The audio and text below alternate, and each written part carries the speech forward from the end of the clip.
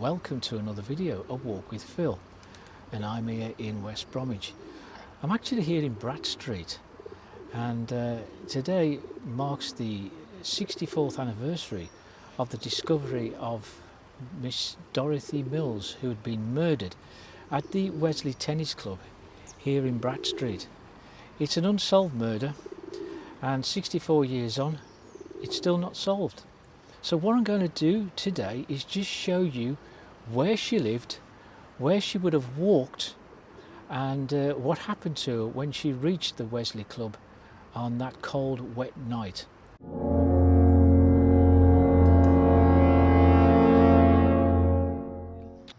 We'll begin our journey here. This is Law Street, leads on down there onto the main Tantony estate. This is Tantony Lane, that will lead you on to Temple Street, but of course the expressway now has cut Tantony Lane off from the main area of the High Street in West Bromwich. But this is now Bernard Street. Just there on this house there's an old road sign stating it's Bernard Street. There was a factory of sorts just here in this corner. We got new properties here now. I'm not sure when the factory disappeared or what it did. There's a kind of a cut through there.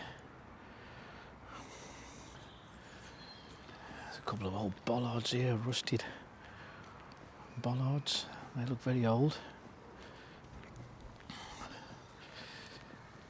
The story begins here in Bernard Street, where Dorothy Mills left her home for the final time, never to return. It was shortly after 6 o'clock on a cold, wet night in January 1961 that the 32-year-old Dorothy Mills would leave the house of her adopted parents here at number 26, which is just here, look, with their black door.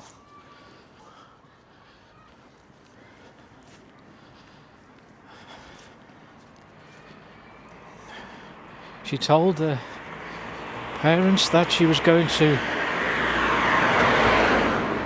the cinema, but of course this wasn't the case. She was actually going out to meet someone that would lead to her death in Bratt Street at the Wesley Tennis Club. It took less than a day to find Miss Mills's body, and she was found battered to death behind the gates in the grounds of the tennis club.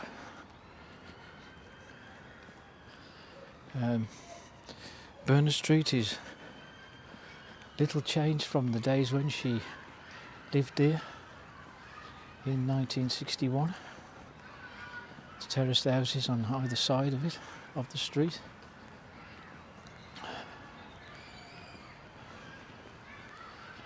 Bernard Street and a lot of the terraced houses around here have seen little change. There's a school here, Hargate Primary School, been here since the late 60s. Now, if Dorothy Mills had been walking to the club, she would have walked along here and turned right at the end of Bernard Street up Hargate Lane. Hargate Lane is a vastly different lane then to what it is now, because the lane would continue right up to Sandwell Road near the High Street. But as the same as Tantony Lane, the lane has been cut off because of the expressway. We've got metal gating at the top end where it says ambulances only, and here's the fire station. It's been here since the late 60s. Prior to then, the station would be in Paradise Street. Paradise Street now has long gone. Just show you just here, there is a new bathing facility that's been created just on the corner of this street, just opposite Montgomery Walk. You can see here there's just been recently opened. I don't think it's been plumbed in just yet. It should be open very shortly. What I'm going to do now is just take up the story in near Bratt Street now, because I can't make a direct walk to that road. I'm going to have to do a circuitous route to get there now. So, okay, I find myself at the top end of Bratt Street. I did a video not so long back when I mentioned about this house here as being the most expensive house for sale in West Bromwich. Check that out if you can. But Bratt Street now ends there where that white house is, but it would have continued right down to the bottom where there was a brewery and a school down there back in the day. This is Lombard Street.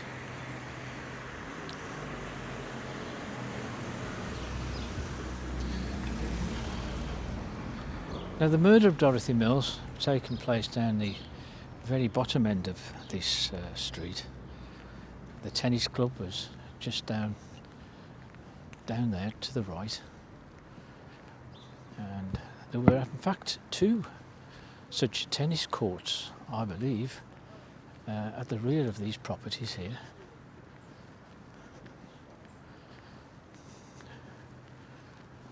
Just want to show you something also along here, because turn of the century right up until probably the 60s, there was all housing all around here, all the terrace properties, and all along the front here where all this car park is, and over the rear where those used to be offices, there was all houses. And serving all these houses around here would have been a pub. Just used to stand here on the corner of Church Street. It was called the 12 Bells. It may be so named because there was a church, Christ Church, just down here where all these newer properties are built now. There was a large church called Christ Church there that was destroyed by fire and demolished in the 70s. The 12 Bells was built there in 1871 and it closed in 1959. I think it was demolished in the 60s. It was an M&B's pub, and in 1938 it became a Hanson's pub. The brewery was based in Dudley.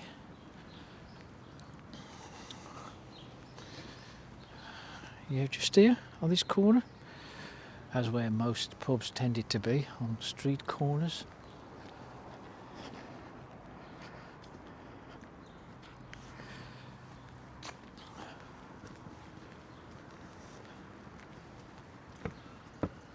Now, I did a video of the murder many months ago now, and of course this is a follow-up, and I did wander up here. You can see how all these back gardens were situated in the day, all these long walls, and quite long they was too. Yeah, there was a second tennis court up there. There's St George's Place. That was the site of the church.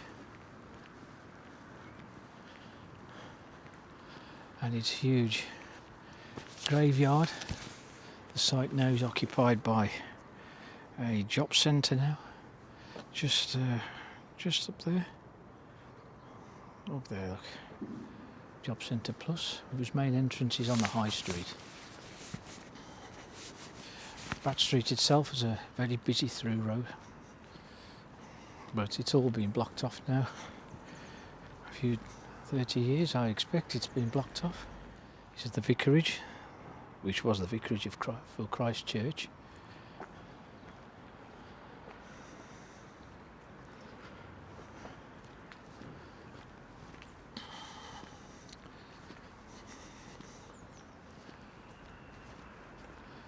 There's a big Shireland school there, college, building. Here is the entrance, just here, look, to Wesley Club, where she was murdered. So as you can see now, Hargate Lane would have been over there. Now of course you can see all the expressways now cut that Hargate Lane off from this particular small stretch of Hargate Lane. On this corner here would have been a pub called the Crown, which is not the same as the old Crown, which is just up here on the right. Now as you can see, the way the roads have all changed here, because we've got the West Bromwich Building Society headquarters and this travel lodge here, but Sandwell Road would have come up here and continued its course more or less that path. Dorothy Mills must have died fairly quickly, because she received around 8 blows to the back of her head, which detectives said was some kind of hammer, and her body was dumped underneath the old entrance gate to the club. Her body was then discovered the next day around 6 p.m. on the 22nd of January. Two police constables discovered her, because earlier in the day 2 phone calls by neighbours of Dorothy Mills's parents rang West Bromwich police station because they was increasingly concerned about her whereabouts. And of course they were more worried when they found that a handbag was discovered along this stretch of road. It was quite a way up there, some 300 yards away from the murder scene on the right of the road. Obviously when her body was discovered, this is when detectives then began to make house-to-house inquiries in the local area to where the murder scene was.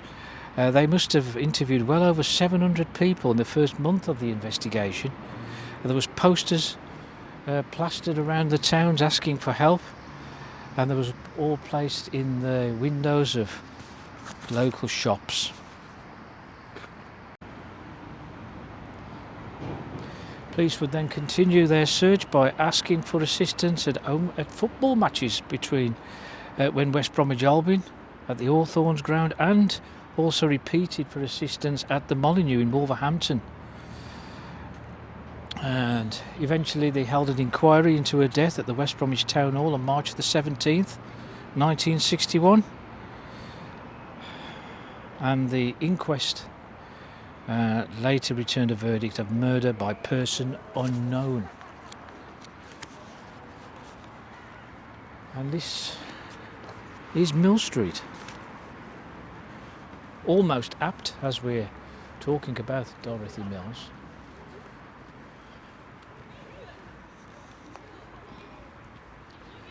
Here is a car lot. It's been here for a while, but prior to this it used to be a petrol garage, and you can still see the signs of it being a petrol station. Be interested to see if how much the petrol would have cost if they'd have left the prices on. Paradise Bar, as you can see, it used to be the old Crown, and you can still see the names of the pub in the windows. This garage has been here a long time. I would guess from the 30s. Sun Garage. Just off there to the right would have been the Labour Club. Okay, now Dorothy Mills, if she'd have been walking, she would have walked along here now and made this left turn to take her towards the tennis club. I often mention this house when I walk up here. And I often ask, because there was 1 or 2 houses around here back in the day, why this one is still surviving. Has it got any significance or importance at all? But I can't find any. Let's have a look in the back garden, shall we? Some old rusty gates here. Looks like there was something there. Look, see the arches there.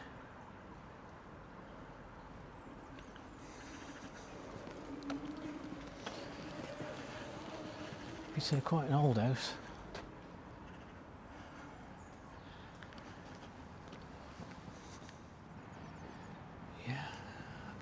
As you can see, as I said earlier, look, this is where the road now would have continued, but it's now sealed off. Take you to the car park there of the registry office for births, deaths and marriages.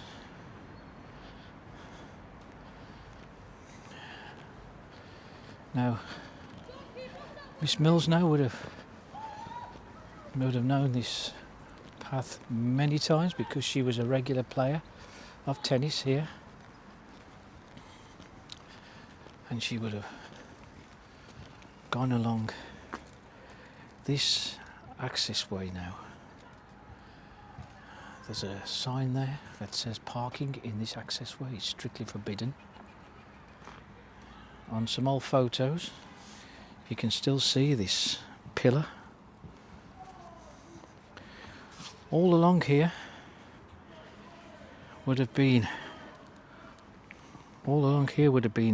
old terraced houses, and where that college is there now, that would have been some pickle factory, I believe. Yes, she would have, that night on the 21st of January 1961, she would have walked along here. Now,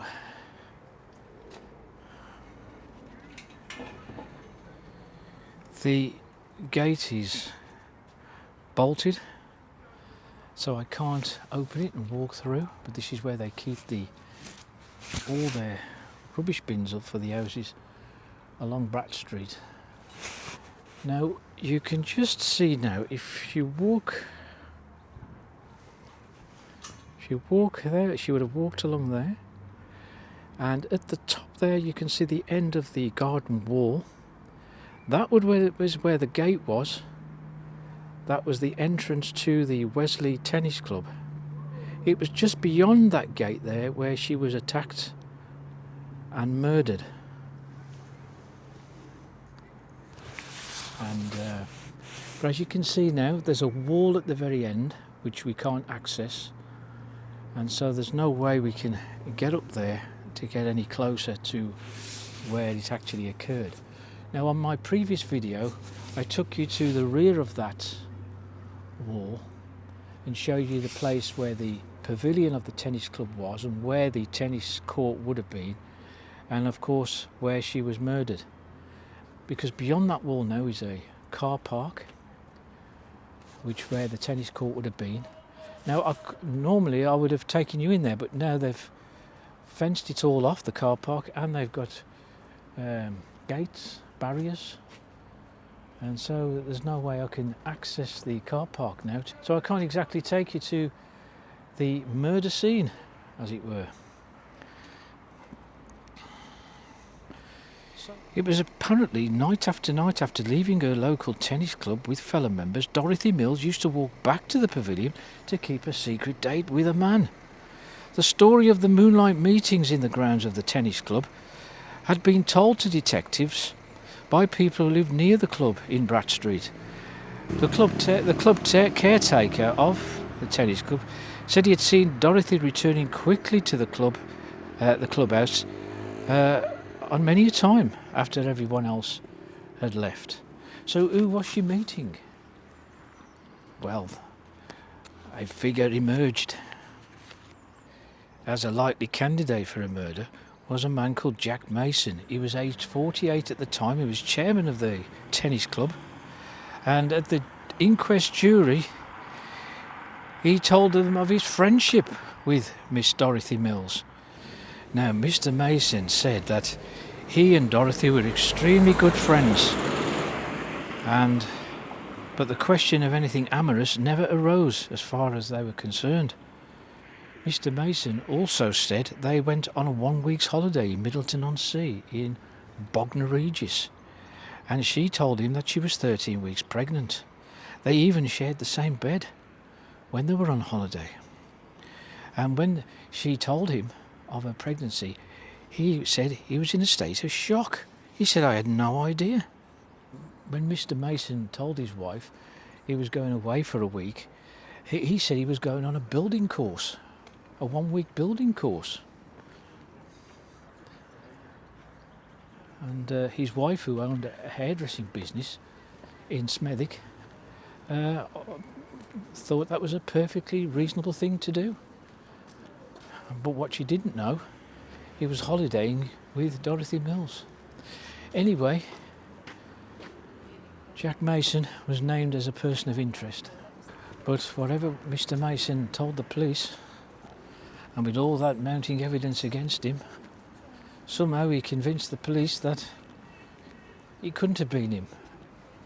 And the police then decided that there's not enough sufficient evidence to arrest Jack Mason, and so the case was left unsolved. It seems very odd actually that Jack Mason was never arrested for the murder. And so what I did was to put in a Freedom of Information request in about the case, because Jack Mason was the only named person in this investigation. So why wasn't he arrested? Well, the Freedom of Information request finally came back to me after I'd put in this request 6 months prior, and sadly we cannot get an answer as to why he wasn't arrested by the police, because it would seem the most likely candidate, wouldn't it? He went on holiday, they went on holiday together for a week. He told his wife he was going on a building course, but in fact he was going on holiday with her. They even bought a wedding ring together, strangely. She was 13 weeks pregnant. Also, they shared a bed when they were on holiday. Putting 2 and 2 together doesn't always make 4, but in this case it does seem fairly obvious. So the Freedom Request application went in. Why was Jack Mason not arrested for this murder? The files themselves are suppressed and you won't get access to them till 2051. But I thought maybe if I made a request, maybe they would release some information. But he came back and say we cannot release any information regarding the murder of Dorothy Mills because it could prejudice the case.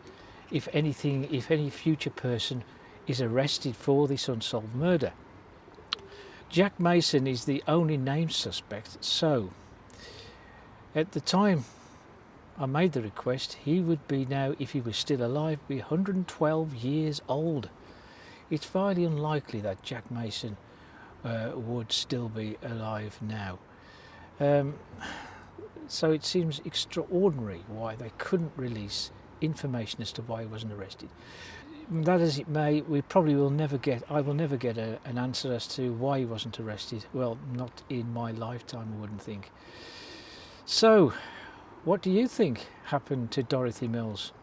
You've probably read many of the stories about what happened to her in 1961, and many people have formed their own opinions as to how she met her demise. But to me, there can only ever be one person in the frame, but many others have suggested she was attacked and robbed because of the handbag in Sandwell Road that was found. But you know, that might have been a ruse to put people off the scent as to who the real killer was.